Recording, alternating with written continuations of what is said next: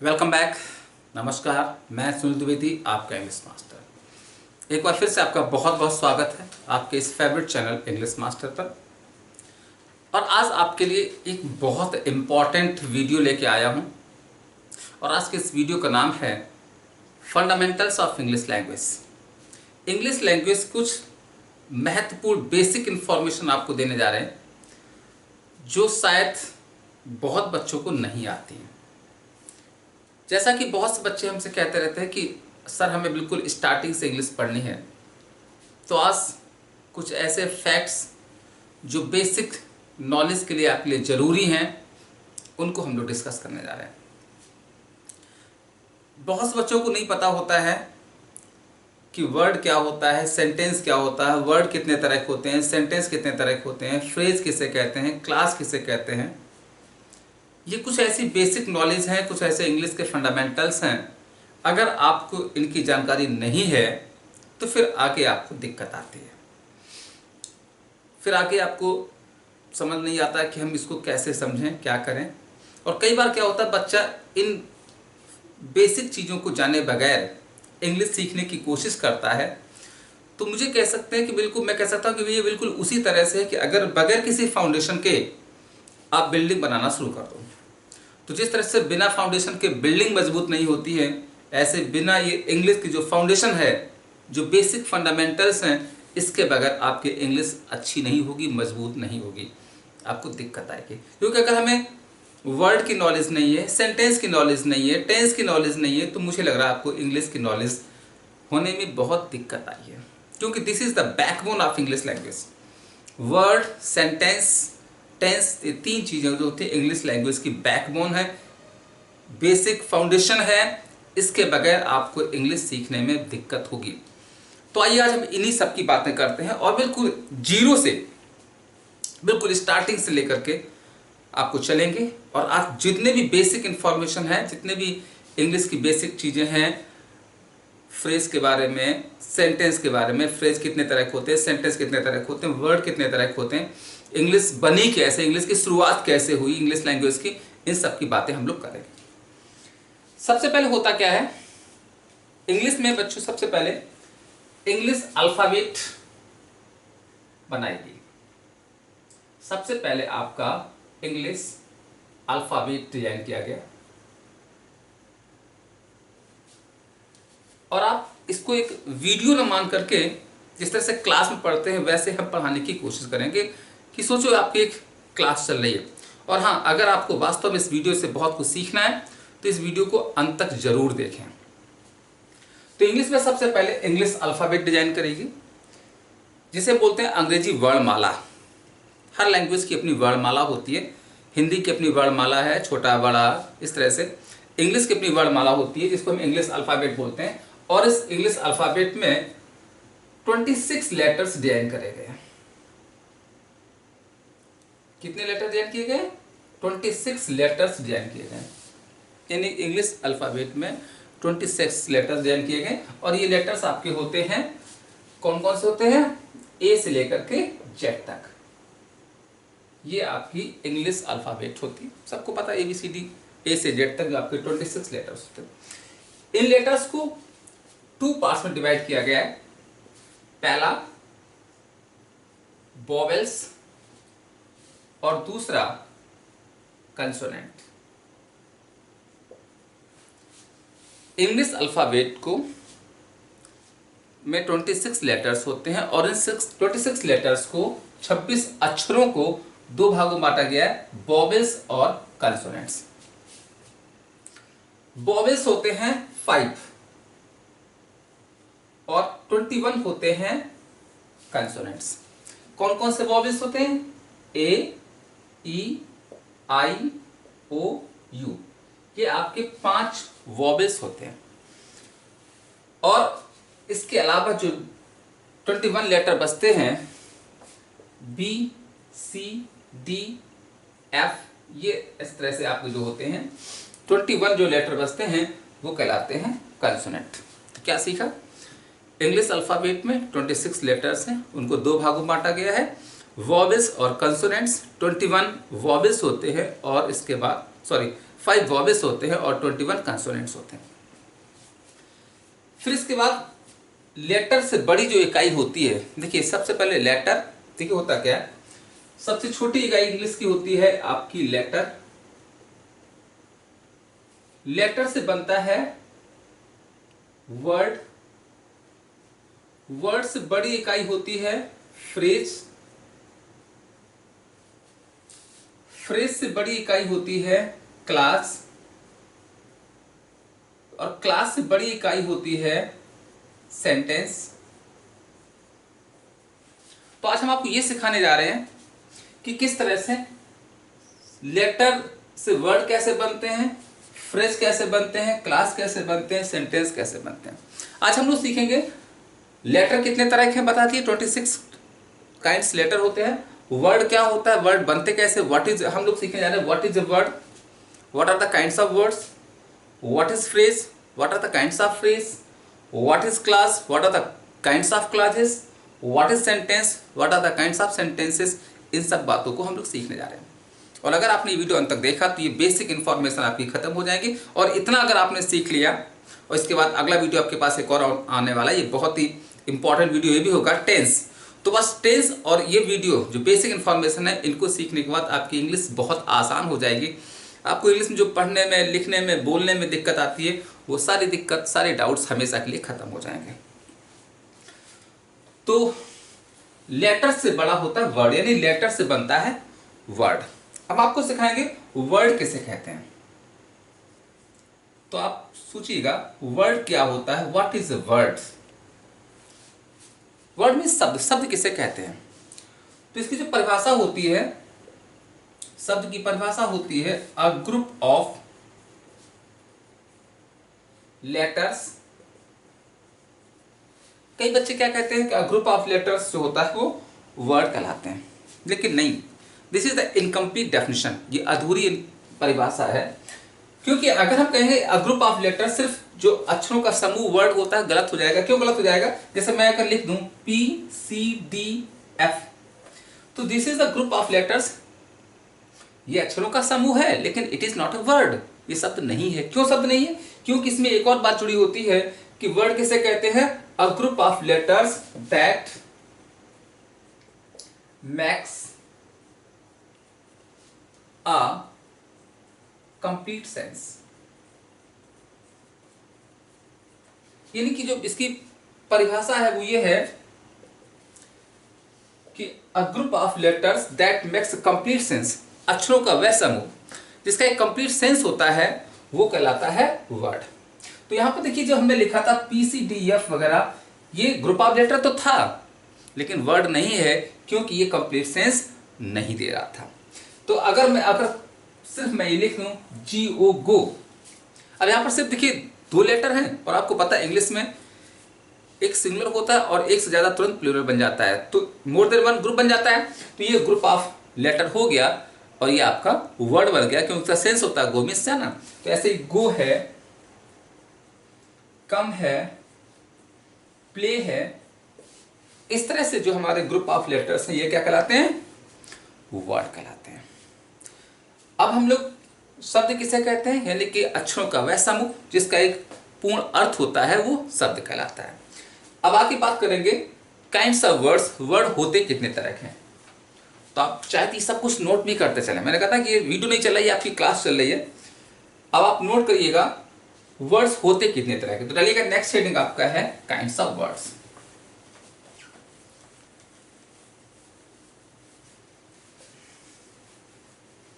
तो फटाफट नोट करते हैं अगला पॉइंट, और ये आपका है काइंड्स ऑफ वर्ड।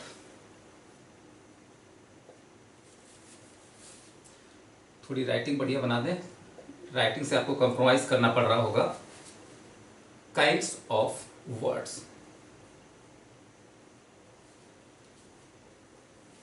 राइटिंग के अलावा आपको और कहीं कंप्रोमाइज नहीं करना पड़ेगा। थोड़ी सी राइटिंग कुछ एडजस्ट कर लीजिएगा, बाकी बहुत मजा आएगा आपको। काइंड्स ऑफ वर्ड्स यानी कि शब्द कितने तरह के होते हैं। तो बच्चों शब्द, अब देखिए आपने सुना होगा ये इंग्लिश ग्रामर का बहुत इंपॉर्टेंट नॉलेज आपके पास पहुंच रहा है। यही इंग्लिश ग्रामर होती है। और पता है, बहुत बच्चे तो ऐसे होते हैं जो इंग्लिश ग्रामर पढ़ना शुरू कर देते हैं, उनको ये नहीं पता ग्रामर होती क्या है। जानते हैं ग्रामर की परिभाषा होती, ग्रामर होता है करेक्ट यूज ऑफ वर्ड्स, शब्दों का सही यूज ग्रामर कहलाता है। और आपको अगर यही नहीं पता है वर्ड कैसे क्या होता है, वर्ड बनते कैसे, इनके काइंड्स कितने होते हैं, तो फिर फायदा क्या आपको ग्रामर पढ़ने का। तो काइंड्स ऑफ वर्ड्स यानी कि शब्दों का भेद, शब्द कितने तरह के होते हैं। पता है इसका एक और नाम होता है, इसे हम पार्ट्स ऑफ स्पीच भी कह सकते हैं। क्या कह सकते हैं? Parts of speech. और बच्चों याद रखिएगा, काइंड्स ऑफ वर्ड्स या पार्ट्स ऑफ स्पीच जो होता है, यही आपकी कहलाती है दिस इज द ग्रामर। यही ग्रामर है। जो आप ग्रामर के पीछे भागते हैं, जो बच्चे ग्रामर के लवर हैं, उनके लिए बहुत इंपॉर्टेंट चीजें हैं। पार्ट्स ऑफ स्पीच जिसे बोलते हैं शब्द भेद। तो बच्चों वर्ड्स जो होते हैं आपके 8 तरह के होते हैं। लिख सकते हैं there are 8 kinds of words. कितने तरह के होते हैं? 8 तरह के होते हैं। पहला first noun, second pronoun, third verb,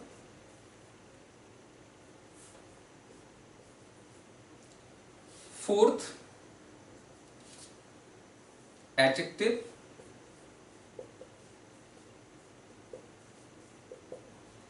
fifth adverb, six preposition,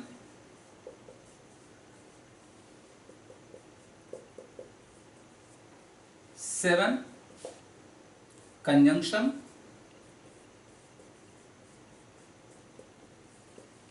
और एट्थ आपका है इंटरजेक्शन।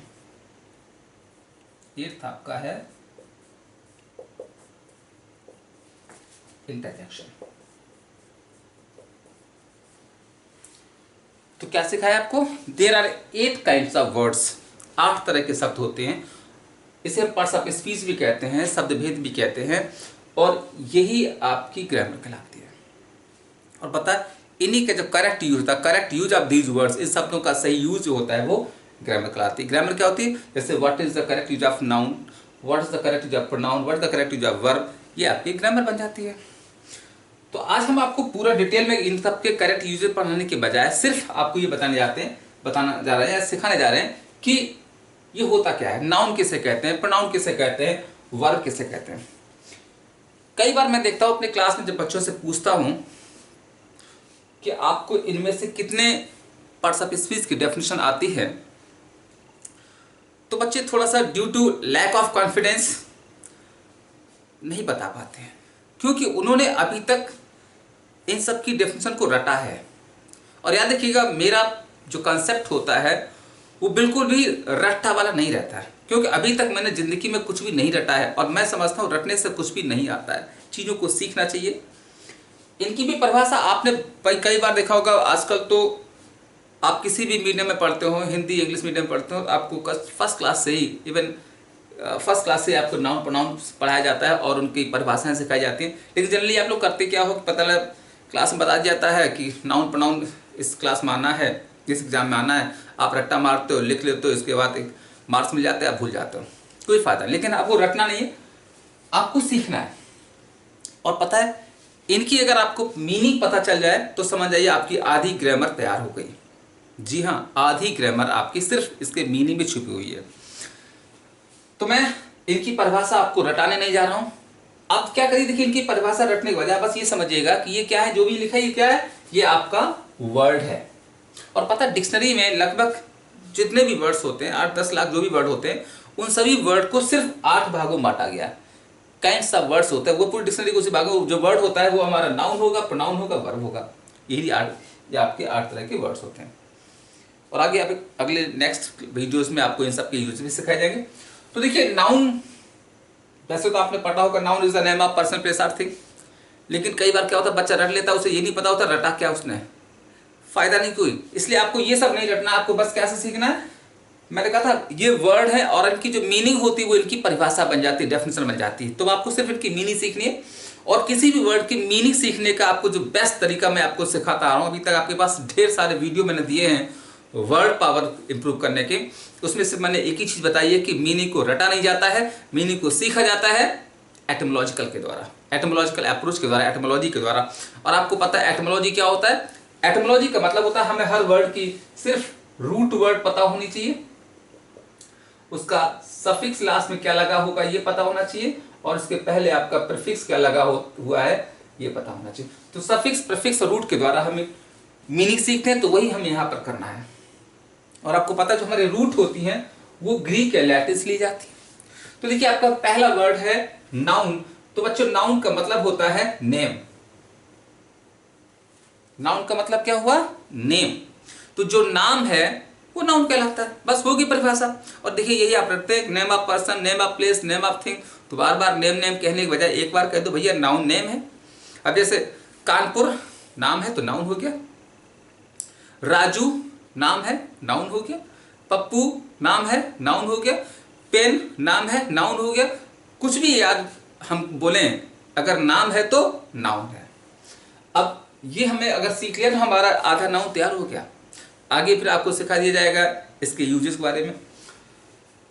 तो हमने क्या सीखा? नाउन का मतलब नेम, और कैसा होता है? किसी पर्सन का, प्लेस का या थिंग का कोई नाम होता है, जैसे राम पर्सन हो गया, कानपुर थिंग हो गया, सॉरी प्लेस हो गया, और पेन आपका थिंग हो गया।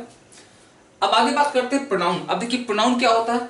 तो बच्चों हमें कुछ नहीं करना है, बस वही अपना प्रोसेस तरीका, रूट, सफिक्स और प्रीफिक्स वाला। तो प्रोनाउन कैसे बनाया गया? देखिए प्रोनाउन बनाया गया प्रो प्लस नाउन। तो बच्चों सीखिएगा, प्रोनाउन बनाया गया है प्रो प्लस नाउन। अब देखिए नाउन तो हमें पता चल गया नाउन नेम होता है, और प्रो का मतलब होता है, प्रो क्या है? प्रीफिक्स है, और प्रो का मतलब होता है फॉर। तो बन गई परिभाषा फॉर नाउन, यानी वर्ड फॉर नाउन, जो वर्ड नाउन के लिए आता है वो क्या कहलाता है? प्रोनाउन कहलाता है। तो ये बस यही डेफिनेशन है। और वैसे आपने रट्टा क्या मारा होगा? A word which use for noun is called pronoun. तो बच्चों कभी मत रटो, रटने से सिर्फ आपको मार्क्स मिल सकते हैं, नॉलेज नहीं मिलती है, स्किल नहीं मिलती है। और हमें नंबर के पीछे नहीं भागना है, मार्क्स के पीछे नहीं भागना है, स्किल के पीछे भागना है। आपको 3 इडियट्स मूवी में डायलॉग दिया गया है, बताया गया है कि नॉलेज, सक्सेस के पीछे मत भागो, नॉलेज के पीछे भागो, स्किल के पीछे भागो। सक्सेस तो आपके पास झक मार के आती है। तो वही चीज, pro miss for noun, miss for noun, जो नाउन के लिए आते क्या कहा प्रोनाउन। अब जैसे होता क्या है, जैसे एक सेंटेंस है, Ram is a doctor, he is my friend. अब देखिए ये सेंटेंस है, Ram is A doctor, he is my friend. Ram एक डॉक्टर है, वो मेरा दोस्त है। तो राम क्या है? नाम है। तो नाम क्या हो गया? ये आपका हो गया नाउन। और ही इज माई फ्रेंड, वो मेरा दोस्त है। तो ही किसके लिए आया हुआ है बच्चों? He is for Ram. For Ram क्या नाउन है? For noun. तो फॉर नाउन क्या होता है? फॉर नाउन आपका होता है प्रोनाउन। तो ही क्या हो गया? प्रोनाउन। तो बस ऐसे ही आपके जो होते हैं ही, सी, इट, दे, ये सब क्या कहलाते हैं? प्रोनाउन कहलाते हैं। अब आइए आगे बात करते हैं वर्ब। वर्ब किसे कहते हैं? बहुत आसान है English. English is very easy. ध्यान रखिएगा बच्चों, इंग्लिश बहुत सरल है, और ये तब सरल लगेगी जब आप इसे सरल माने। कुछ भी ध्यान रखिएगा, कोई भी सब्जेक्ट कठिन या सरल नहीं होता है। ये हमारी थिंकिंग पर जाता है, हमारी सोच पर जाता है कि अगर हम किसी सब्जेक्ट को, if we think a subject difficult, the subject will be difficult. If you think a subject easy, the subject will be easy. It depends on our thinking. तो थिंक इंग्लिश इज इजी, सोचो ना कि English सरल है। तो बात करते हैं वर्ब की। अब वही चीज देखिए, रट्टा नहीं मारना है, बस केवल क्या करना है? एटिमोलॉजी करनी है, रूट पर काम करना है, सफिक्स पर काम करना है, और आपको अपना प्रीफिक्स पर काम करना है। यानी कि हम आपको इनकी परिभाषा सिखा रहे हैं, जिसका नाम है एटिमोलॉजी। और ध्यान रखिएगा, अगर आप वर्ड पावर इंप्रूव कर लेते हो तो इंग्लिश अपने आप इंप्रूव हो जाती है। ध्यान रखिएगा, इंग्लिश लैंग्वेज के 4 पिलर होते हैं, रीडिंग, राइटिंग, लिसनिंग और स्पीकिंग। ये चारों पिलर तभी मजबूत होते हैं जब आपके पास फाउंडेशन होता है, और वो फाउंडेशन है वर्ड पावर और ये बेसिक नॉलेज। तो बच्चों, वर्ड भी ग्रीक वर्ड है और वर्ब का मतलब होता है एक्शन। बस होगी परिभाषा, यानी कि वर्ड एक रूट है, इसका मतलब होता है एक्शन। एक्शन मीन्स होता है काम, काम का मतलब होता है वर्क। यानी वर्क, लोग कहते हैं ना, verb is an action word. एक एक्शन है, काम है या वर्क है। तो जो एक्शन है, जो काम है, वो वर्ब कहलाता है। अब देखिए, आपने रटा होगा a word which tell something about noun और प्रोनाउन इज कॉल्ड वर्ब, तो रटो मत। बस क्या सीखा, वर्ब एक्शन है, यानी जो एक्शन है, जो काम है, वो वर्ब कहलाता है। जैसे सेंटेंस है आई टीच इंग्लिश। अब देखिए, सिंपल से, आपको रटना नहीं है, समझना है। आई टीच इंग्लिश, मैं अंग्रेजी पढ़ाता हूं। अब यहां पर मेरा काम क्या है, मेरा एक्शन क्या है, टीच, पढ़ाना। तो ये एक्शन है, काम है, ये क्या हो गया, वर्ब हो गया। सेंटेंस आपका है यू प्ले क्रिकेट, आप क्रिकेट खेलते हो। काम क्या किया आपने, प्ले, एक्शन है, वर्ब हो गया। She sings a song, she sings a song, वही गीत गाती है। काम क्या करती है, सिंग, क्या हो गया, वर्ब हो गया। मदर कुक्स द फूड, माता खाना पकाती हैं, तो काम क्या हुआ, कुक। तो बच्चों क्या सीखा, जो काम है, जो एक्शन है, तो पढ़ना, लिखना, हंसना, खेलना, बोलना, दौड़ना, जिस वर्ड के अंत में ना लगा होता है वो आपका वर्ब है, एक्शन है, काम है। तो ये तो हो गया आपका वर्ब। अब आगे बढ़ते हैं। वर्ब के बाद अगला पार्ट ऑफ स्पीच आपका है एडजेक्टिव।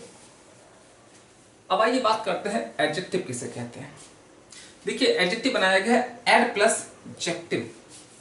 इसको ऐसे पढ़िएगा, एड प्लस जेक्टिव। इस एड को आप ये वाला एड मान लो। एड मीन्स होता है जोड़ना, आपने मैथ्स में पढ़ा होगा। और जेक्टिव, इस एड को लगी वाला एड होता है, और इस जेक्टिव का मतलब मान लीजिएगा होता है नाउन और प्रोनाउन। माना कि जैसे गणित मानते हो तो मान लो अंग्रेजी में कि जेक्टिव का मतलब है नाउन और प्रोनाउन। तुमने क्या सीखा, एड मीन्स ऐड करना, जेक्टिव मीन्स होता है नाउन प्रोनाउन। तो यानी वह पार्ट्स ऑफ स्पीच, वह वर्ड जो नाउन और प्रोनाउन के अर्थ में कुछ ऐड करता है, वह वर्ड जो नाउन प्रोनाउन के अर्थ में कुछ ऐड करता है, जोड़ता है, या उसकी विशेषता बताता है, वो क्या कहलाता है, एडजेक्टिव कहलाता है। और आपने रटा होगा a word which qualify noun और प्रोनाउन इज कॉल्ड एडजेक्टिव। तो रट्टा नहीं मारना कि जो वर्ड के अर्थ में कुछ जोड़ेगा, मतलब उसकी विशेषता बताएगा, तो वो क्या कहलाएगा, एडजेक्टिव। जैसे सेंटेंस है Ravi is a teacher. Ravi एक अध्यापक है। अध्यापक की टीचर क्या है, आपको पता ना, अध्यापक क्या है, एक नाम है, तो नाउन हो गया। अब अगर सेंटेंस बना दिया जाए Ravi is a good teacher, sentence बना दिया हमने, Ravi is a good teacher. तो यहां पर क्या किया, टीचर नाउन है, और गुड ने क्या किया, नाउन के अर्थ में कुछ जोड़ दिया। तो नाउन के अर्थ में कुछ ऐड करने वाला, प्लस करने वाला, जोड़ने वाला क्या कहलाता है, एडजेक्टिव कहलाता है। तो बच्चों, गुड क्या हो गया आपका, एडजेक्टिव हो गया। सिंपल सा, जो नाउन के अर्थ में कुछ जोड़, ध्यान रखिएगा, ये अगर आपने आज वीडियो सीख लिया ना, तो 50% आपकी ग्रामर तैयार हो जाएगी। और इस नॉलेज के बगैर बच्चों आप कितनी भी मेहनत कर लोगे, ग्रामर अच्छी नहीं होती है। कोई भी एग्जाम्पल लीजिएगा, जैसे सेंटेंस है आई हैव अ पेन। अब पेन क्या है, पेन क्या है, नाउन है, ठीक है। अब अगर सेंटेंस बना दी जाए I have a black pen. अब देखिए, पेन हो गया आपका नाउन, और यहां पर क्या है, ब्लैक, यानी कि ब्लैक क्या किया, पेन के अर्थ में कुछ जोड़ा, पेन की विशेषता धारा, तो ब्लैक क्या हो गया, एडजेक्टिव हो गया। तो इन्हें क्या सीखा, एड प्लस एडजेक्टिव, एडजेक्टिव कहलाता है। अब देखिए नेक्स्ट पार्ट्स ऑफ स्पीच, अगला है एडवर्ब। अब देखिए एडवर्ब कैसे बनाया गया, आगे बात कर लेते हैं एडवर्ब की। तो एडवर्ब आपका है एड प्लस वर्ब। तो अब देखिए सिंपल से, इस एड को बना लो आप, ये वाला एड, ऐसे पढ़ लो, एड प्लस वर्ब। अब देखिए इस एड को बना लो आप, ये वाला एड करना और आगे हो गया वर्ब। यानी वह पार्ट्स ऑफ स्पीच जो वर्ब के अर्थ में कुछ ऐड करता है वो एडवर्ब कहलाता है। लेकिन वर्ब के अलावा ये एडजेक्टिव के भी अर्थ में कुछ ऐड करता है और ये दूसरे एडवर्ब के भी अर्थ में कुछ ऐड करता है। यानी क्या परिभाषा बनी, वह पार्ट्स ऑफ स्पीच जो वर्ब एडजेक्टिव है दूसरे एडवर्ब के अर्थ में कुछ ऐड करता है वो एडवर्ब कहलाता है। जैसे देखिए अभी सेंटेंस था Ravi is a good teacher, यहां पर हमने प्रूव किया था, हमने देखा था कि गुड क्या है, एडजेक्टिव है। अब अगर सेंटेंस बना दिया जाए Ravi is a very good teacher, Ravi एक बहुत अच्छा टीचर है, तो अभी देखिए हम लोग प्रूव कर चुके हैं बच्चों गुड क्या है, एडजेक्टिव है। और यहां पर बहुत अच्छा, तो बहुत क्या कर रहा है, वेरी क्या कर रहा है, इस अच्छे अर्थ में, इस गुड के अर्थ में कुछ ऐड कर रहा है और गुड एडजेक्टिव है। और यहां पर देखिए पढ़ाया गया है कि एडजेक्टिव के अर्थ में ऐड करने वाला काम कौन करता है बच्चों, एडवर्ब करता है। तो ये वेरी क्या हो गया, एडवर्ब हो गया। ऐसे एक और एग्जांपल लेते हैं, ही स्पीक्स इंग्लिश। सेंटेंस है ही स्पीक्स इंग्लिश, वह अंग्रेजी बोलता है। अब यहां पर देखिए स्पीक क्या, बोलना क्या है, मैंने कहा था जिसमें ना निकलता है या काम है ना, एक्शन है, वर्ब हो गया, तो ये वर्ब हो गया। और अगर सेंटेंस बना दिया जाए he speaks English fluently, sentence बना दिया गया ही स्पीक्स इंग्लिश फ्लुएंटली, वह इंग्लिश को फ्लुएंटली बोलता है। तो यानी कि फ्लुएंटली क्या करता है बच्चों, बोलता है, फ्लुएंटली बोलता है। फ्लुएंटली किसकी बात कर रहा है, बोलने की, और बोलना क्या है, वर्ब है, और वर्ब के अर्थ को कौन बढ़ाता है, एडवर्ब बढ़ाता है। यानी वर्ब के अर्थ को एडवर्ब बताता है, तो वर्ब ये आपका फ्लुएंटली क्या हो गया, एडवर्ब हो गया। और एक और एग्जांपल देते हैं आपको, he speaks English very fluently. हमने क्या सीखा, he speaks English very fluently. तो अभी हमने यहां पर प्रूव किया था बच्चों कि फ्लुएंटली क्या है, एडवर्ब है। ये फ्लुएंटली आपको देखिए लिखा हुआ है, एडवर्ब है। और एक शॉर्ट टिक भी बता दें कि अगर किसी वर्ड में लास्ट में एल बाई लगा होता है, फ्लुएंटली अगर एल बाई लगा होता है तो वो एडवर्ब कहलाता है। तो देखिए ये एडवर्ब है और यहाँ पर बहुत फ्लुएंटली, तो बहुत क्या कर रहा है, ये एडवर्ब के अर्थ में कुछ जोड़ रहा है। और यहाँ पर हमने परिभाषा बताई है कि एडवर्ब के अर्थ में कौन जोड़ता है, एडवर्ब ही जोड़ता है। तो वेरी एडवर्ब है जो दूसरे एडवर्ब फ्लुएंटली की विशेषता बता रहा है। ये आपने देखा एडजेक्टिव और एडवर्ब के में अंतर, कि जो नाउन प्रोनाउन के अर्थ में कुछ जोड़ेगा वो एडजेक्टिव है, और वर्ब के एडजेक्टिव की और दूसरे एडवर्ब के अर्थ में कुछ जोड़ेगा वो क्या कहलाता है बच्चों, एडवर्ब कहलाता है। अब आइए बात करते हैं प्रीपोजिशन कैसे कहते हैं। अगला परिभाषा आपको सिखा रहे हैं, नेक्स्ट काइंड्स आपको सिखा रहे हैं प्रीपोजिशन। बहुत सिंपल है प्रीपोजिशन के बारे में जानना, रट्टा नहीं मारना है। और आज आपने अगर इन सारी परिभाषाओं को समझ लिया तो फिर आपने अपना ग्रामर में 50% काम तैयार कर लिया। अब देखिए बच्चों प्रीपोजिशन क्या होता है, तो प्रीपोजिशन देखिए बनाया गया है प्री प्लस पोजीशन। प्रीपोजिशन क्या है, pre plus position. Pre means होता है बिफोर और पोजीशन मीन्स होता है प्लेस। प्री मीन्स होता है बिफोर और पोजीशन मीन्स होता है प्लेस। यानी वह पार्ट्स ऑफ स्पीच जिसका स्थान पहले होता है वो प्रीपोजिशन कहलाता है। अब देखिए कहां पहले होता है इसको समझिएगा। यानी देखिए प्रीपोजिशन वह वर्ड है या वह पार्ट्स ऑफ स्पीच है जिसका प्लेस नाउन या प्रोनाउन के पहले होता है। यानी कि वह पार्ट्स ऑफ स्पीच जिसका प्रयोग नाउन प्रोनाउन पहले होता है, लेकिन इसकी एक और खास बात है, इसका संबंध जो होता है वो सेंटेंस के किसी और वर्ड के साथ होता है। यानी वह पार्ट्स ऑफ स्पीच जो आता तो है किसी नाउन या प्रोनाउन के पहले, लेकिन इसका रिलेशन जो होता है किसी और वर्ड के साथ होता है वो प्रीपोजिशन कहलाता है। तो इसकी परिभाषा आपने पढ़ी होगी, a word which use before noun और pronoun but it has its relation with another word of a sentence. यानी कि आता तो नाउन प्रोनाउन पहले है लेकिन इसका संबंध सेंटेंस के किसी और वर्ड के साथ होता है, अतः ये प्रीपोजिशन कहलाता है या संबंध सूचक शब्द कहलाता है। जैसे सेंटेंस आपका है the book is on the table. ध्यान रखिएगा, the book is on the table. तो यहां पर हमने क्या देखा, ऑन किसके पहले आया, टेबल पहले आया हुआ, और टेबल क्या है, नाउन है।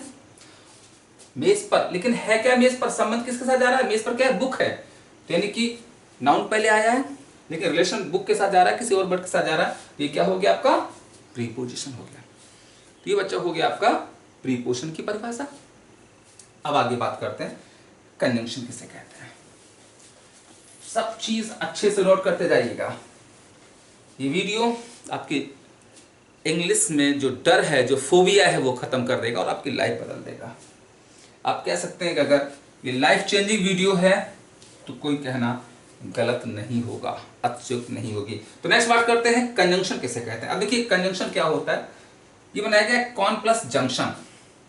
कैसे बनाया गया, बात बच्चों हम लोग कर रहे हैं कंजंक्शन की, और ये होता है कॉन प्लस जंक्शन। इस कॉन का मतलब होता है टुगेदर और जंक्शन का मतलब होता है ज्वाइन। बस रट्टा नहीं मारना है, एटमोलॉजिकल अप्रोच के द्वारा चीजें सीखिएगा तो वो हमेशा टिकाऊ रहती हैं और आपके काम आती हैं। तो क्या सीखा है, con plus junction. Junction means होता है ज्वाइन करना, जोड़ना। देखा होगा जहां पर जंक्शन बड़ा आता है उसका मतलब ज्वाइन होता है। जैसे देखा होगा कुछ रेलवे स्टेशन जंक्शन होते हैं। जंक्शन वह रेलवे स्टेशन होता है जहां पर इस ट्रैक में एक और ट्रैक जुड़ जाता है, वो स्टेशन जंक्शन बन जाता है। जैसे लखनऊ जंक्शन है, उन्नाव जंक्शन है। तो con plus junction and con plus together junction में ज्वाइन टुगेदर, वह वर्ड जो आपस में जोड़ता है वो क्या कहलाता है, कनेक्शन। और किसको जोड़ता है, दो या दो से अधिक शब्दों को, फ्रेजेस को या क्लॉजेस को जोड़ता है, वो कंजंक्शन कहलाता है। जैसे Ram and Shyam are playing, Ram and Shyam are playing. तो देखिए यहां पर राम और श्याम को कौन जोड़ रहा है, एंड जोड़ रहा है, तो एंड क्या हो गया, कंजंक्शन हो गया। या जैसे सेंटेंस आपका है Ram is a good boy but Ravan is a bad boy. तो Ram is a good boy, एक ये क्लास है, Ravan is a bad boy, एक ये क्लास है, और इनको किसने जोड़ा, बट ने। तो बट क्या हो गया, कंजंक्शन हो गया। तो क्या सीखा आपने, जो दो या दो से अधिक शब्दों को फ्रेज को जोड़ता है, एक लाख जोड़ता है, क्या कहलाता है, कंजंक्शन। अब बात करते हैं नेक्स्ट आपका पार्ट्स ऑफ स्पीच है, जो नेक्स्ट काइंड्स ऑफ वर्ड्स है, इंटरजेक्शन, इसकी बात करेंगे। इंटरजेक्शन कैसे कहते हैं, तो आइए सीखते हैं। तो बच्चों इंटरजेक्शन क्या होता है, आखिरी parts of speech, INTERJECT interjection. अब देखिए बनाया गया इंटर प्लस जेक्शन से। इंटर का मतलब मान लीजिएगा होता है सपोज एक्सप्रेस करना, और जेक्शन मीन्स मान लीजिएगा होता है फीलिंग। माना कि हमने कहा जहां पर रूट नहीं वहां पर निमोनिक किया, माइंड मैपिंग कर लीजिएगा। माइंड मैपिंग कर लेते हैं कि इंटर मतलब होता है एक्सप्रेस करना और जेक्शन मीन्स होता है फीलिंग। यानी वह पार्ट्स ऑफ स्पीच, वह वर्ड जो हमारी फीलिंग व्यक्त करता है, हमारी फीलिंग को एक्सप्रेस करता है, वो इंटरजेक्शन कहलाता है। और फीलिंग होती है ये या तो जॉय की, या सारू की, या सरप्राइज की। ये वह पार्ट्स ऑफ स्पीच जो जॉय, सारो, सरप्राइज की फीलिंग व्यक्त करता है, वो क्या कहलाता है, इंटरजेक्शन कहलाता है। और जॉय की फीलिंग कैसे होती है, जैसे हुर्रे। सारो कैसी होती है, जैसे एलास। और सरप्राइज कैसे होती है, जैसे हाउ, व्हाट। इस तरह से हुर्रे, एलास, हाउ, व्हाट, आओ, उच्च, इस तरह के जो पार्ट्स ऑफ स्पीच होते हैं, दे आर कॉल्ड इंटरजेक्शन कहलाता है। तो बच्चों ये था आपका काइंड्स ऑफ वर्ड्स। वर्ड कितने तरह के होते हैं जिसे हम पार्ट्स ऑफ स्पीच कहते हैं। ये आपकी ग्रामर है। तो क्या सीखा, वर्ड्स आपके 8 तरह के होते हैं। नाउन नेम होता है, pronoun for noun, verb action word है, adjective ad plus noun pronoun जो नाउन पहले आता है, प्रोनाउन पहले आता है, adverb ad plus verb, adjective another adverb, preposition pre plus position, conjunction con plus junction, और इंटरजेक्शन एक्सप्रेस करना, जेक्शन में फीलिंग, जो फीलिंग बताता है वो कहलाता है इंटरजेक्शन। तो ये हमने अभी तक पढ़ा आपको वर्ड किसे कहते हैं और वर्ड कितने तरह का होता है, काइंड्स ऑफ वर्ड्स क्या होता है। अब आइए बात करते हैं हमने क्या सिखाया था, हमें क्या सीखनी है, हमें आपको सिखानी है कि सबसे छोटी इकाई लेटर, लेटर से वर्ड बनते हैं, वर्ड से बड़ा फ्रेज, फ्रेज से बड़ा क्लास, और क्लास से बड़ा सेंटेंस। तो ये यानी कि देखिए सबसे छोटी इकाई इंग्लिश लैंग्वेज में, इंग्लिश में ये, फिर लेटर से वर्ड बना, वर्ड से फ्रेज बना, ये इस तरह से सबसे छोटा लेटर, फिर वर्ड, फिर फ्रेज, फिर क्लास, फिर सेंटेंस। तो अभी तक आपको हमने सिखाया है लेटर क्या होते हैं, वर्ड क्या होते हैं, वर्ड कितने तरह के होते हैं। अब आइए बात करते हैं फ्रेज किसे कहते हैं। तो बच्चों नेक्स्ट हम लोग बात करने जा रहे हैं फ्रेज। फ्रेज का मतलब होता है वाक्यांश। तो नेक्स्ट आपका है फ्रेज किसे कहते हैं, PHRASE, फ्रेज। बच्चों देखिएगा, फ्रेज का मतलब होता है वाक्यांश। इसकी परिभाषा होती है, फ्रेज कहते किसे हैं, तो देखिए होता है अ ग्रुप ऑफ वर्ड्स। कई बच्चे जिनको कंफ्यूजन होता है वो कह देते हैं कि sir a group of word, शब्दों का समूह फ्रेज कहलाता है। लेकिन ध्यान रखिएगा, this is the incomplete definition. ये कंप्लीट नहीं है, अधूरी है, क्योंकि ग्रुप ऑफ वर्ड्स फ्रेज नहीं होता है। ये पूरी परिभाषा नहीं है। क्यों पूरी नहीं है? क्योंकि अगर मैं लिख दूं प्ले, राम, रवि, सिंह, ईट, अब देखिए ये आपका ग्रुप ऑफ वर्ड है, लेकिन फ्रेज नहीं है, वाक्यांश नहीं है। क्यों? क्योंकि इसका कोई मतलब नहीं है। क्योंकि हमारी पूरी परिभाषा है a group of words that gives a sense, जिसका एक मतलब होता है, लेकिन but not a complete sense. याद रखिएगा, a group of words that gives a sense, शब्दों का वह समूह जिसका एक मतलब होता है, वो लेकिन जिसका एक मतलब होता है लेकिन कंप्लीट मतलब नहीं होता है, कंप्लीट सेंस नहीं होता है, वो आपका फ्रेज कहलाता है। क्योंकि अगर हम सिर्फ इतना कह दें a group of words that gives a complete sense अगर लगा दें तो बच्चों हो जाता है सेंटेंस। देखिएगा, अगर हम लिख दें परिभाषा a group of words that gives a complete sense, देखिए ये हमारी परिभाषा है सेंटेंस की। लेकिन अभी हम आपको फ्रेज पढ़ा रहे हैं, अभी हमें क्लास और सेंटेंस बाद में बताना है, लेकिन फिर हमने थोड़ा बता दिया कि थोड़ा सा माइन्यूट डिफरेंस है फ्रेज और सेंटेंस की परिभाषा में। फ्रेज मीन्स वाक्यांश, और इसकी परिभाषा डेफिनेशन क्या होती है, अ ग्रुप ऑफ वर्ड, शब्दों का वह समूह जिसका एक मतलब होता है, अर्थ होता है, सेंस होता है, लेकिन कंप्लीट सेंस नहीं होता है, वो हमारा कहलाता है फ्रेज। लेकिन अब अगर हम यहाँ पर सेंस कंप्लीट कर दें, सेंटेंस क्या हो जाता है, a group of words that gives a complete sense, और का सेंस कंप्लीट हो जाता है तो क्या बन जाएगा, सेंटेंस बन जाएगा। जैसे एक सेंटेंस है, Ramu is on the cot. अब कॉट मींस चारपाई, रामू चारपाई पर है, तो ये पूरा एक सेंस निकल आया, कंप्लीट सेंस है, तो ये क्या बन गया, सेंटेंस बन जाएगा। लेकिन अगर मैं सिर्फ लिख दूं ऑन द कॉट, चारपाई पर, तो ग्रुप ऑफ वर्ड है, शब्दों का समूह है, सेंस भी है लेकिन कंप्लीट सेंस नहीं है, तो ये कहलाता है फ्रेज कहलाता है। ऐसे he is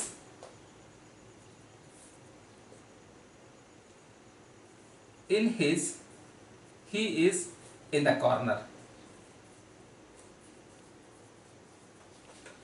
he is in the corner. अब देखिए in the corner, he is in the corner, वह एक कॉर्नर में है, पूरा सेंस निकल आया, सेंटेंस हो गया। लेकिन अगर सिर्फ लिख दिया जाए इन द कॉर्नर, तो बच्चों ये आपका बन जाता है ग्रुप ऑफ वर्ड्स है, सेंस भी लेकिन कंप्लीट सेंस नहीं, ये क्या कहलाता है, ये फ्रेज कहलाता है। तो याद रखिएगा, शब्दों का वह समूह, a group of words that makes a complete sense, sentence कहलाता है। A group of word that makes a sense but not a complete sense, अगर सेंस कंप्लीट नहीं है तो क्या बन जाता है, फ्रेज बन जाता है। अब इसके बाद देखिए, फ्रेज के बाद फ्रेज के काइंड्स क्या होते हैं उसकी बात कर लेते हैं। तो नेक्स्ट पॉइंट आ लीजिएगा, काइंड्स ऑफ फ्रेज। फ्रेज कहते किसे, कितने तरह के होते हैं। तो बच्चों नेक्स्ट हेडिंग आपका है काइंड्स ऑफ फ्रेज।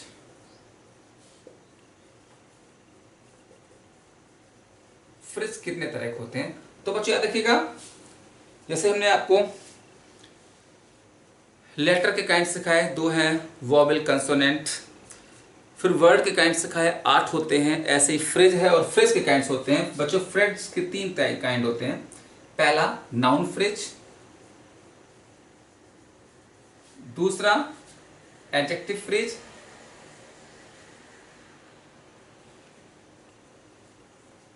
और तीसरा एडवर्ब फ्रेज। तो हमने क्या सीखा? हमारे फ्रेज 3 तरह के हैं, नाउन फ्रेज, एडजेक्टिव फ्रेज और एडवर्ब फ्रेज। तो बस सिंपल से फ्रेज अगर हमें पता है तो नाउन फ्रेज क्या है, एडजेक्टिव फ्रेज क्या है, एडवर्ब फ्रेज क्या है, ये भी पता चल जाएगा। फ्रेज क्या है? शब्दों का समूह जिसका एक सेंस होता है, इन group of words that gives a sense but not a complete sense, phrase कहलाता है। अब नाउन फ्रेज कैसे कहते हैं? इन group of words that does the work of a noun, noun phrase कहलाता है। यानी शब्दों का वह समूह जो नाउन का काम करेगा, नाउन फ्रेज है। Group of words that does the work of adjective, जो एडजेक्टिव काम करेगा, एडजेक्टिव फ्रेज कहलाएगा। और group of word that does the work of an adverb, वो एडवर्ब फ्रेज कहलाएगा। यानी शब्दों का वह समूह जो नाउन का काम करेगा, नाउन फ्रेज है। शब्दों का समूह जो एडजेक्टिव काम करेगा, एडजेक्टिव फ्रेज है। और शब्दों का समूह जो एडवर्ब का काम करेगा, वो एडवर्ब फ्रेज है। तो ये हो गया आपका फ्रेज के बारे में। तो हमने लेटर पढ़ लिया, वर्ड पढ़ लिया, फ्रेज पढ़ लिया। अब बच्चों बात करते हैं क्लास के, फिर इसके बाद हम आते हैं सेंटेंस पर। आई होप आप एंजॉय कर रहे होंगे और आपके अभी तक जो डाउट्स होंगे इस बेसिक बारे में, जो इंग्लिश के फंडामेंटल्स के बारे में, वो मुझे लग रहा है धीरे धीरे अब आपके वो डाउट्स खत्म हो रहे होंगे, कंप्लीट हो रहे होंगे। तो आइए अब बात करते हैं क्लास किसे कहते हैं। तो डालिएगा हेडिंग आपका क्लास, CLAUSE, क्लास। बच्चों क्लास का मतलब होता है उपवाक। अर्थ समझिएगा, वर्ड मीन्स शब्द, फ्रेज मीन्स वाक्यांश, सेंटेंस मीन्स वाक्य, और क्लास का मतलब होता है उपवाक। अब इसकी देखिए डेफिनेशन क्या है, व्हाट इज क्लास, किसे कहते हैं क्लास। तो इसकी परिभाषा है a part of sentence, a part of the sentence that contains its own subject and predicate। देखिए क्या है, a part of the sentence, वाक्य का वह हिस्सा, वाक्य का वह भाग, दैट कंटेन्स इट्स ओन, जिसका कंटेंट रखना, जिसका अपना अलग सब्जेक्ट होता है और अपना अलग प्रेडिकेट होता है, वो कहलाता है क्लास। वाक्य का वह भाग जिसका अपना अलग सब्जेक्ट होता है, अलग प्रेडिकेट होता है, वो क्या कहलाता है? क्लास कहलाता है। अब देखिए यहाँ पर एक और चीज आपके सामने आ गई कि सब्जेक्ट क्या होता है और प्रेडिकेट क्या होता है। तो जनरली आपको पढ़ाया जाता है सब्जेक्ट कर्ता होता है, प्रेडिकेट विधेय होता है, लेकिन थोड़ा सा हमें समझने की जरूरत है। बच्चों सब्जेक्ट का मतलब होता है डूअर, और इसकी परिभाषा होती है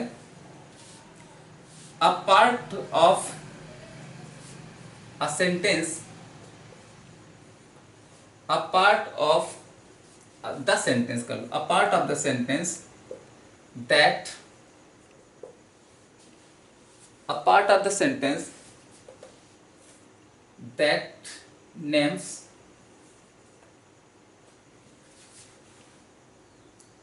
a person,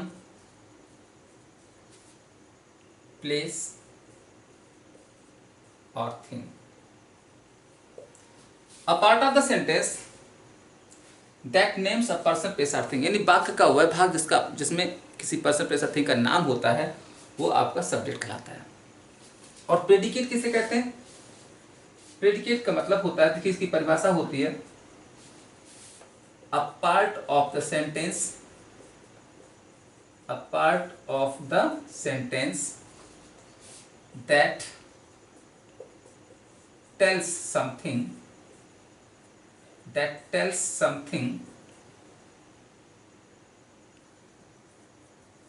about subject। तो ये देखिए परिभाषा आपकी है, this is the definition of subject, a part of the sentence which names a person place और थिंग, यानी वाक्य का वह भाग जिसमें पर्सन प्लेस का नाम होता है, सब्जेक्ट कहलाता है, और प्रेडिकेट होता है a part of the sentence that tell something about subject या डूअर, जो डूअर के बारे में कुछ बताता है। जैसे एक सेंटेंस आपका एग्जाम्पल देते हैं, जैसे एग्जाम्पल है राम राइट्स अ लेटर। अब देखिए हमने आपको बताया क्या लिखिएगा, राम राइट्स अ लेटर, ये एक सेंटेंस है और सेंटेंस के दो पार्ट होते हैं, एक होता है सब्जेक्ट और एक होता है प्रेडिकेट। सेंटेंस के दो पार्ट होते हैं, एक होता है सब्जेक्ट, एक होता है, और कि बच्चों हर चीज का अपना एक रोल होता है। आप ये बस समझिएगा ये सब चीजें क्यों पढ़ा रहे हैं, इसका क्या जरूरत है, जरूरत होती है। कब जरूरत होती है, अगर आपको कभी किसी कॉम्पिटिटिव एग्जाम्स में जंबल वर्ड करने होते हैं तो जरूरत पड़ती है, क्योंकि जंबल वर्ड में क्या होता है, एक सेंटेंस के कुछ वर्ड्स होते हैं उनको जंबल कर दिया जाता है, मिक्स कर दिया जाता है, फिर आपको रीअरेंज करना पड़ता है। और अगर आपको ये नहीं पता होता सब्जेक्ट क्या है, प्रेडिकेट क्या है, तो आप रीअरेंज नहीं कर पाते हो। और कुछ अगर आप सपोज कॉम्पिटिटिव एग्जाम नहीं, आप हाई स्कूल इंटर के एग्जाम दे रहे हो, तो वहाँ पर भी रीअरेंजमेंट ऑफ वर्ड्स के क्वेश्चन आते हैं, उसमें इनकी जरूरत पड़ती है। दूसरी बात आप कह सकते हैं कि अगर आपको ये सब नहीं पता, सब्जेक्ट क्या है, प्रेडिकेट क्या है, तो आप इंग्लिश को सही से ना लिख पाओगे, ना पढ़ पाओगे, ना बोल पाओगे। तो क्लियर हो गया। तो यहाँ पर देखिए क्या है, राम राइट्स अ लेटर। तो राम क्या है, यानी ये एक ऐसा पार्ट है जिसमें नाम बताया गया, तो जो नाम होता है वो डूअर है, सब्जेक्ट है, कर्ता हो गया। और राइट लेटर पत्र लिखता है, तो ये किसके बारे में बात कर रहा है, डूअर के बारे में बात कर रहा है, पत्र लिखता है। तो जो पार्ट डूअर के बारे में कुछ बताता है, पत्र लिखता है, तो ये क्या कहलाता है, प्रेडिकेट कहलाता है। तो ये हो गया आपका सब्जेक्ट और प्रेडिकेट। तो बच्चों हमने क्या सीखा, क्लास उपवाक होता है और परिभाषा क्या है, a part of the sentence that contains its own subject and predicate, जिसका अपना अलग सब्जेक्ट अलग प्रेडिकेट होता है। तो अब देखिए हम यहाँ पर आपको एक क्लास के एग्जांपल देते हैं। हमने आपको सब्जेक्ट प्रेडिकेट भी बता दिया, अब देखिए क्लास के एग्जांपल। ये इसलिए बता दिया जिससे कि आपको क्लास को समझने में दिक्कत ना आए। जैसे सेंटेंस है, Ram says that Mohan has topped the class. अब देखिए पूरा सेंटेंस है, इस सेंटेंस के दो पार्ट हैं, एक है राम सेज और एक है Mohan has topped the class. तो बच्चों ये तो दो पार्ट हैं, ये आपके दो क्लासेस हैं, ये एक क्लास है और एक ये आपका क्लास है। और हमने कहा था क्लास की परिभाषा क्या है, क्लास की परिभाषा अ part of the sentence, sentence का वह भाग that contains its own subject and predicate, जिसका अपना अलग सब्जेक्ट और अलग प्रेडिकेट होता है। तो देखिए यहाँ पर राम सेज में राम कहता है, तो राम क्या है, सब्जेक्ट है क्योंकि पर्सन है, और सेज बताना ये आपका वर्ब हो गया, तो प्रेडिकेट हो गया। यहाँ पर मोहन सब्जेक्ट है और हैज टॉप्ड द क्लास ये आपका प्रेडिकेट है, तो ये दोनों हो गए आपके क्लास। याद रखिएगा सेंटेंस अगर आपका सिंपल है तो उसमें क्लास नहीं होते हैं, क्लासेज होते हैं सिर्फ और सिर्फ आपके कॉम्प्लेक्स और कंपाउंड सेंटेंस में। आगे हम बात करेंगे जी इनकी। तो मुझे लग रहा है क्लास परिभाषा क्लियर होगी। अब बात करते हैं क्लास होते कितने तरह के, काइंड्स ऑफ क्लासेस। तो नेक्स्ट डालिएगा हेडिंग काइंड्स ऑफ क्लासेस।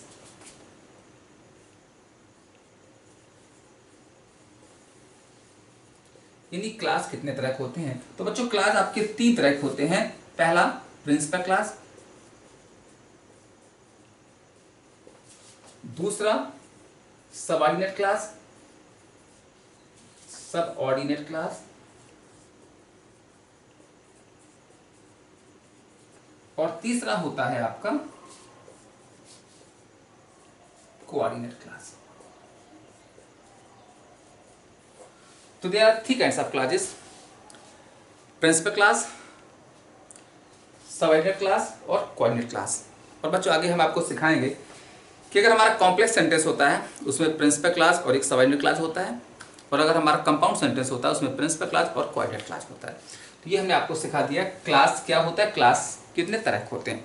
अब हम लोग आज इस वीडियो के लास्ट पड़ाव पर पहुंच गए हैं, जिसमें हम आपको सिखाने जा रहे हैं सेंटेंस क्या होता है। याद रखिएगा सेंटेंस और टेंस इनका अगर आपके नॉलेज नहीं है तो शायद आपको इंग्लिश की नॉलेज नहीं है। और मैं तो यहाँ तक कहता हूँ आपको इंग्लिश में कुछ नहीं आता हो, बस केवल सेंटेंस के बारे में नॉलेज हो, टेंस के बारे में नॉलेज हो और अपनी वोकेबलरी इंप्रूव कर लो। बच्चों सिर्फ 3 चीज़ें मजबूत कर लो, बाद बाकी आप खुद सीख जाओगे, आपको कहीं कोई कोचिंग वोचिंग की जरूरत भी ना पड़े, सिर्फ थोड़ी मेहनत करनी पड़ती है। तो अब बात करते हैं सेंटेंस के बारे में। सेंटेंस किसे कहते हैं, और ये आज के इस वीडियो का लास्ट पड़ाव है।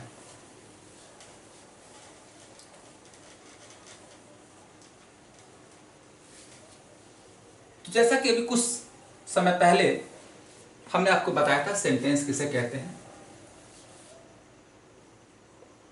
तो आइए बात करते हैं sentence.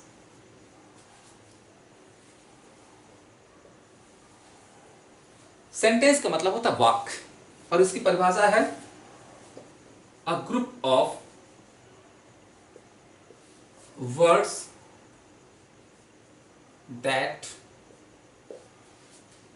Gives a complete sense. बच्चों ये डेफिनेशन इसकी है, अ ग्रुप ऑफ वर्ड, शब्दों का वह समूह, that gives a complete sense, जिसका एक पूरा सेंस होता है, वो सेंटेंस कहलाता है। जैसे Ram writes a letter. Ram writes a letter, Ram एक पत्र लिखता है। तो बच्चों यहाँ पर शब्दों का समूह है और एक पूरा सेंस निकल रहा है, तो ये क्या हो गया, सेंटेंस हो गया।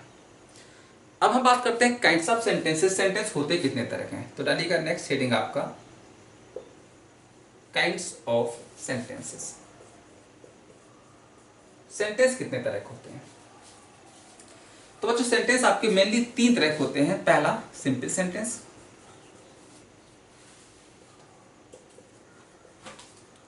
दूसरा कॉम्प्लेक्स सेंटेंस, और तीसरा होता है आपका कंपाउंड सेंटेंस। तो हमने क्या सीखा, सेंटेंस हमारे 3 तरह के हैं, सिंपल, कॉम्प्लेक्स और कंपाउंड। सिंपल सेंटेंस बच्चों वह होता है जिसमें अपनी एक फाइनाइट वर्ब होती है, यानी एक निश्चित क्रिया होती है। जैसे एग्जांपल आपका है राम राइट्स अ लेटर। अब देखिए राम एक पत्र लिखता है, ये हमारा सिंपल सेंटेंस है, क्योंकि इसमें एक फाइनाइट वर्ब, एक निश्चित क्रिया है। राइट वर्ब 2 तरह की होती है, फाइनाइट और नॉन फाइनाइट। फाइनाइट किसे कहते हैं, नॉन फाइनाइट किसे कहते हैं, आपको आगे पढ़ाएंगे। वैसे नॉन फाइनाइट आपकी 3 तरह की होती हैं, इन्फिनिटिव, जीरेंड और पार्टिसिपल। और फाइनाइट वर्ब होती है मतलब मेन वर्ब, जैसे सिट, स्लीप, डांस, सिंग, ये आपकी होती है फाइनाइट वर्ब। तो इसमें सिर्फ एक क्रिया हो, जैसे Ram writes a letter, you sing a song, she sings a song, she plays cricket, I teach English, तो एक ही वर्ब आ रही है, हमारे कहलाते हैं सिंपल सेंटेंस। बहुत इंपॉर्टेंट चीज है। और कॉम्प्लेक्स सेंटेंस क्या होता है, कॉम्प्लेक्स सेंटेंस वह होता है इसमें एक प्रिंसिपल क्लॉज होता है और कम से कम एक आपका सबऑर्डिनेट क्लॉज होता है। और अभी याद होगा, आपको बताया था प्रिंसिपल क्लॉज कैसे कहते हैं। तो एक प्रिंसिपल क्लॉज होता है, एक सबऑर्डिनेट क्लॉज होता है, क्या कहलाता है हमारा, कॉम्प्लेक्स सेंटेंस कहलाता है। जैसे Ram says that Ravi is a teacher. Ram कहता है, तो राम सेज ये प्रिंसिपल क्लॉज है और रवि इज ए टीचर ये आपका सबऑर्डिनेट क्लॉज है। तो बच्चों ये आपका हो गया एक कैसा सेंटेंस हो गया, कॉम्प्लेक्स सेंटेंस हो गया। अब बात करते हैं कंपाउंड सेंटेंस क्या होता है। तो बच्चों कंपाउंड सेंटेंस वह होता है जिसमें एक आपकी प्रिंसिपल क्लॉज होती है और कम से कम एक आपकी कोऑर्डिनेट क्लॉज होती है। एक प्रिंसिपल क्लॉज और कम से कम एक कोऑर्डिनेट क्लॉज हुआ हमारा होता है कंपाउंड सेंटेंस। जैसे एग्जांपल है Ram is a teacher but Mohan is a doctor. Ram एक टीचर है, ये आपका प्रिंसिपल क्लॉज है, और मोहन ये डॉक्टर, ये आपका कोऑर्डिनेट क्लॉज है। इसके बारे में फिर आगे एक नया वीडियो, ये बहुत इंपॉर्टेंट टॉपिक है, बहुत इंपॉर्टेंट सब्जेक्ट, ये एक विषय है। इसके बारे में फिर आपको और डिटेल पढ़ाएंगे किसी एक नया वीडियो बना करके कि क्लास किसे कहते हैं, प्रिंसिपल क्लास क्या होता है, सबऑर्डिनेट क्लास क्या होता है, कोऑर्डिनेट क्लास क्या होता है। क्योंकि अभी अगर बताने लगेंगे तो वीडियो आपका बहुत लंबा हो जाएगा। बाकी हम आपको जब कनेक्शन पढ़ाएंगे तो वहाँ पर एक बार और बता देंगे। वैसे एक छोटी सी इन्फॉर्मेशन, प्रिंसिपल का मतलब होता है प्रमुख, प्रमुख उपवाक। सबऑर्डिनेट मतलब होता है आपका डिपेंडेंट, जो डिपेंड करता है, और कोऑर्डिनेट मतलब होता है इंडिपेंडेंट, जो स्वतंत्र रहता है। ठीक है, चलिए, तो ये हो गया आपका सेंटेंस के काइंड्स 3 हैं, सिंपल, कॉम्प्लेक्स और कंपाउंड। अब देखिए एक और चीज हमें अब सिखानी है, सिंपल सेंटेंस के भी काइंड्स होते हैं। तो सिंपल सेंटेंस कितने तरह के होते हैं उसकी और बात कर लेते हैं। तो नेक्स्ट पॉइंट हम लोग बढ़ रहे हैं और इस वीडियो का लास्ट पॉइंट है, लास्ट पड़ाव पर हम लोग पहुंच रहे हैं, काइंड्स ऑफ सिंपल सेंटेंस। और बच्चों सबसे ज्यादा जो यूज करते हैं हम लोग वो सिंपल सेंटेंस ही यूज करते हैं। इसका नॉलेज बहुत जरूरी है। अगर आपको स्पीकिंग अच्छी करनी है, राइटिंग अच्छी करनी है, रीडिंग अच्छी करनी है, लिसनिंग अच्छी करनी है, तो आपको ये सिंपल सेंटेंस का काइंड समझना बहुत जरूरी है। तो डालिएगा next heading, kinds of simple sentence. Kinds of simple sentence, यानी सिंपल सेंटेंस के काइंड्स कितने तरह के होते हैं हम उसकी बात करेंगे। तो बच्चों सिंपल सेंटेंस 5 काइंड्स होते हैं। पहला असर्टिव, असर्टिव सेंटेंस। दूसरा इंट्रोगेटिव, इंट्रोगेटिव सेंटेंस। तीसरा इंपरेटिव, इंपरेटिव सेंटेंस। चौथा एक्सक्लेमेटरी, एक्सक्लेमेटरी सेंटेंस। और फिफ्थ और लास्ट आपका है ऑप्टेटिव सेंटेंस। क्या है? Optative sentence. तो these are the 5 kinds of sentences. तो बच्चों ये 5 तरह के आपके सेंटेंस हैं जो हमारे बहुत इंपॉर्टेंट हैं और इसका नॉलेज आपके पास बहुत जरूरी है। तो क्या सीखा? सिंपल सेंटेंस 5 तरह के होते हैं, assertive, interrogative, imperative, exclamative, optative. और याद रखिएगा बच्चों, अगर आपको इन सेंटेंसेस की नॉलेज नहीं है, आप इन सेंटेंसेस को नहीं पहचान पाते हैं, तो फिर आगे आपको बहुत दिक्कत होती होगी। मुझे लग रहा है आपको एक्टिव पैसिव भी नहीं आता होगा, आपको डायरेक्ट भी नहीं आता होगा, आपको ट्रांसलेशन भी नहीं आता, आपको टेंस भी नहीं आती होगी, हर जगह दिक्कत आएगी। इसलिए अगर ये दिक्कत आपको ना हो तो ये चीज़ें समझना बहुत जरूरी है। तो देखिए असर्टिव सेंटेंस क्या होता है? असर्टिव का मतलब होता है स्वीकारात्मक वाक्य, और इसकी पहचान है इसमें आपका फुल स्टॉप लगा होता है। और इसकी परिभाषा है a sentence that makes assertion, ASSERTIO, assertion और statement। A sentence that makes assertion और statement, वह सेंटेंस जो एक कथन बनाता है, एक स्वीकृति देता है, वो आपका असर्टिव सेंटेंस कहलाता है। और बच्चों ये आपके 2 तरह के होते हैं, अफर्मेटिव और निगेटिव। 2 तरह के होते हैं। अफर्मेटिव होता है जैसे आई राइट अ लेटर, और निगेटिव आपका होता है, ये आपका हो गया अफर्मेटिव, और निगेटिव होता है I don't write a letter, ये आपका हो गया निगेटिव सेंटेंस।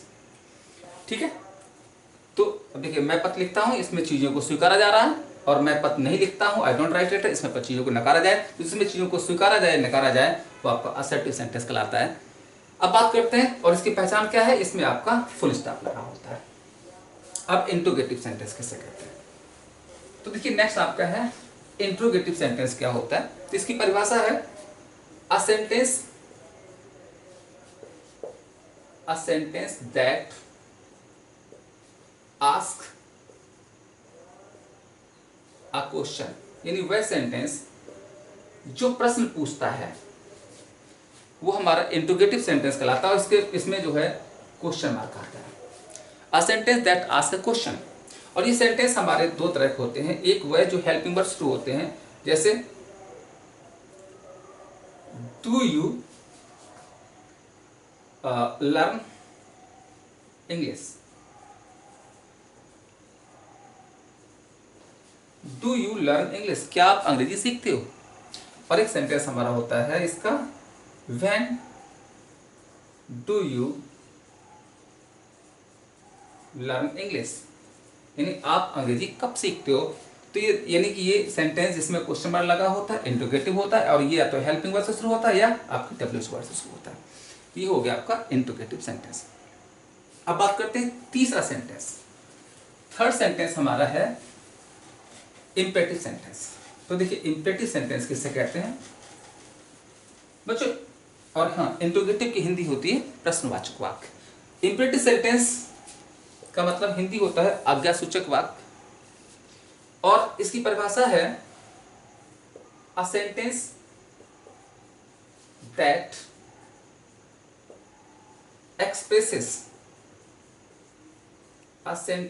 एक्सप्रेसेस कमांड और इंट्रीटी। बच्चों इंट्रीटी का मतलब होता है रिक्वेस्ट, यानी वह सेंटेंस जो कमांड यानी आदेश या रिक्वेस्ट, मतलब रिक्वेस्ट व्यक्त करता है, वो इंपेरेटिव सेंटेंस कहलाता है, आज्ञासूचक वाक्य कहलाता है। और इसकी पहचान है इसमें फुल स्टॉप लगा होता है। जैसे इसका एग्जांपल देखिएगा, जैसे sit down, don't sit down, please sit down. तो बच्चों ये सेंटेंस आपके इंपेरेटिव सेंटेंस है। पहचान ये है कि सेंटेंस जनरली या तो वर्ब की फर्स्ट फॉर्म से शुरू होते हैं, जैसे सिट डाउन, या डोंट से शुरू होते हैं, डोंट सिट डाउन, या प्लीज से शुरू होते हैं, प्लीज सिट डाउन, या कभी कभी लेट से भी होते हैं, जैसे लेट अस सिट डाउन। और इसकी पहचान है कि इसमें हमेशा फुल स्टॉप लगा होता है। यानी कि बच्चों सेंटेंस की नॉलेज बहुत जरूरी है। अगर आपको सेंटेंस आ गया, टेंस आ गया, तो इंग्लिश में सब कुछ आ गया, बहुत अच्छा स्कोर हो जाएगा। अब बात करते हैं एक्सक्लेमेटरी सेंटेंस किसे कहते हैं। तो फोर्थ काइंड आपका है एक्सक्लेमेटरी सेंटेंस। तो बच्चों इसकी परिभाषा है a sentence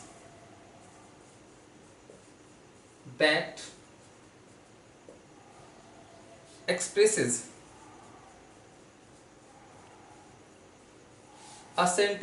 expresses some sudden strong feelings। A sentence that expresses some sudden strong feeling, वह सेंटेंस जो कुछ स्ट्रॉन्ग फीलिंग व्यक्त करता है, वो एक्सक्लेमेटरी सेंटेंस कहलाता है।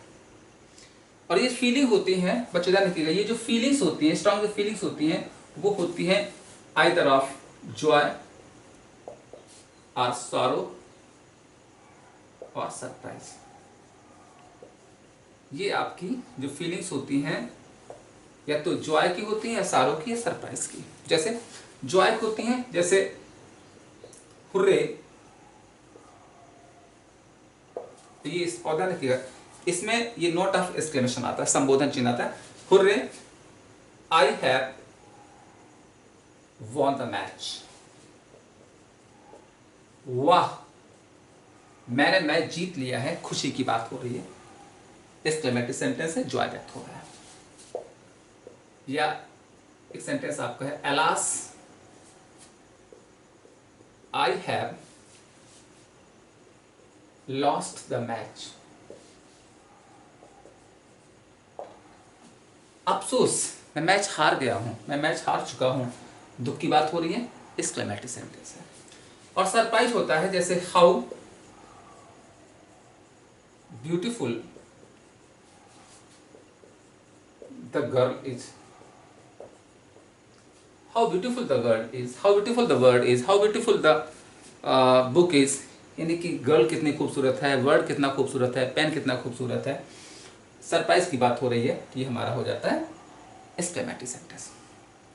चलिए अब आपकी बात करते हैं आज का, मतलब ये सिंपल सेंटेंस का लास्ट काइंड आपका ऑप्टेटिव सेंटेंस। तो ऑप्टेटिव सेंटेंस मतलब होता है इच्छा सूचक वाक्य, और ये एक्सक्लेमेटरी होता है विस्मयबोधक वाक्य। तो ऑप्टेटिव की परिभाषा होती है अ सेंटेंस दैट expresses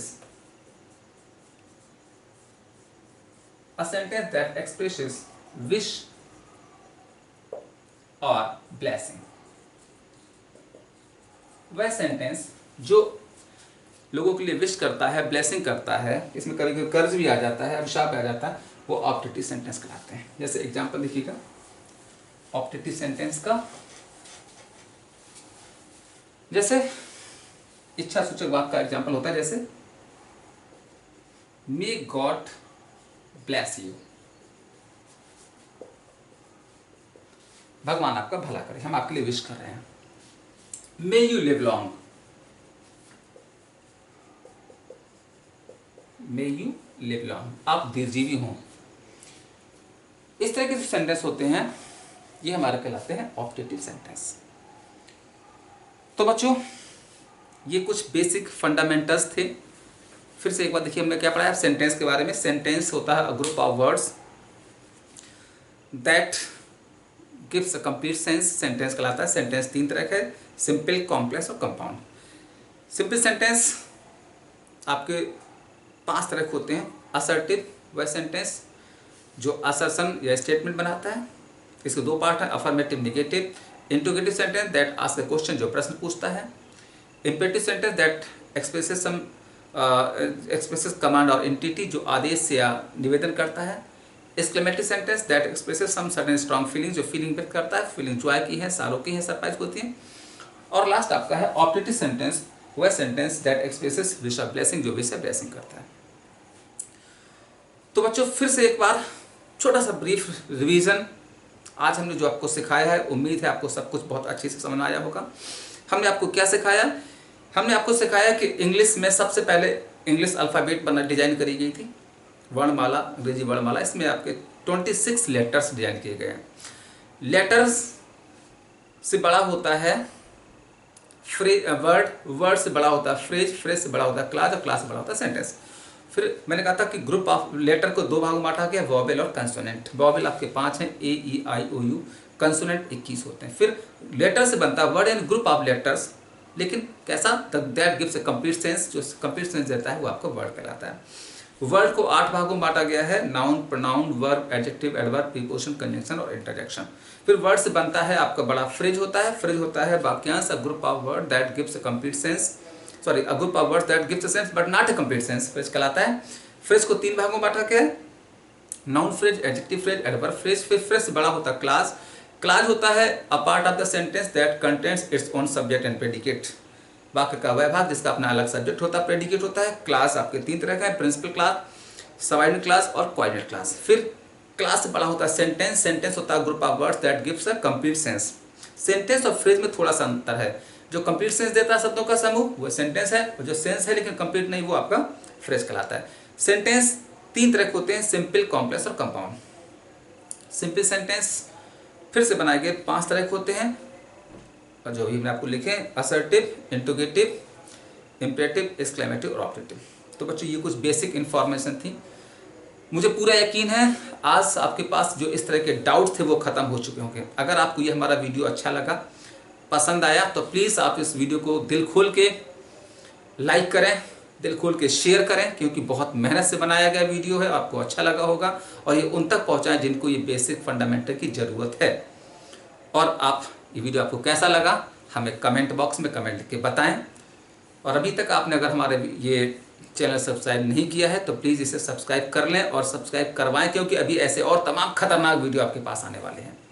और लास्ट में, अगर आप अभी तक हमारे वीडियो देख लें तो आपका बहुत बहुत धन्यवाद। जय हिंद।